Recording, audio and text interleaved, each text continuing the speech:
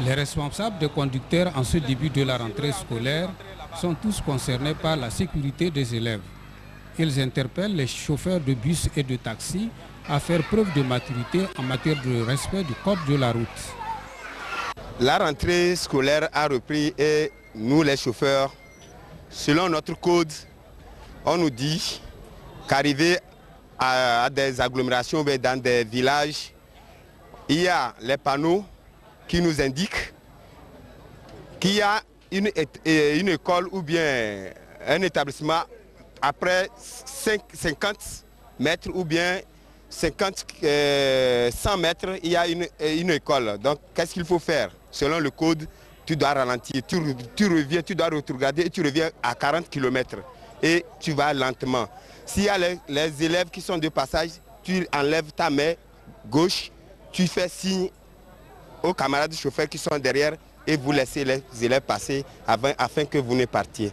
Dans n'importe quelle circonstance, vous êtes assurés, les enfants aussi, la vie des enfants aussi n'est plus en danger. Je conseille mes camarades chauffeurs, également moi-même qui parle, qu'en conduite, il faut aller en conscience et en âme pour pouvoir éviter les accidents. Des mesures préventives doivent être également envisagées par les chefs d'établissement. Un directeur d'une école que nous avons rencontré dévoile ici sa stratégie de protection de ses élèves.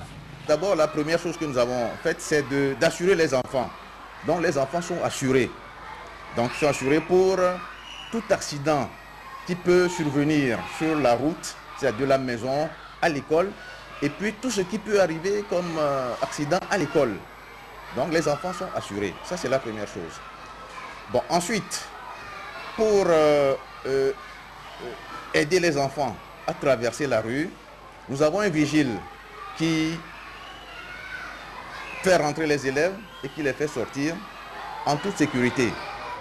Les messages lancés par les responsables syndicaux semblent entendus par des chauffeurs. Moi, je fais la ligne Lomé-Kara.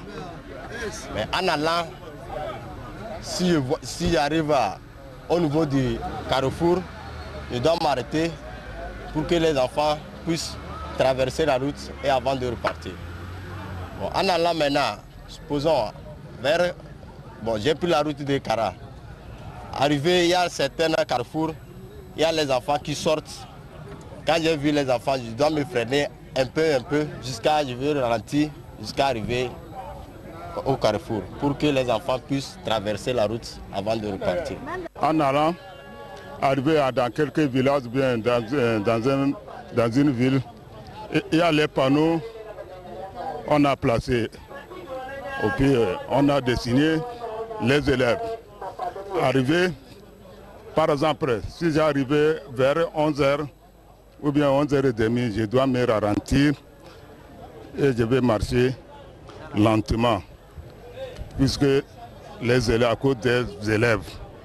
Bon, en allant aussi, si j'arrivais dans une ville, je vois les panneaux aussi, ou soit je vois leurs maîtres aussi, qui sont au bord de la route et avec ces élèves, je dois me s'arrêter.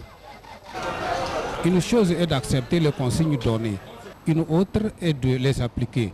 Chacun de nous a au moins un enfant qui va à l'école. Il est de notre devoir de contribuer à la protection des enfants durant toute l'année scolaire.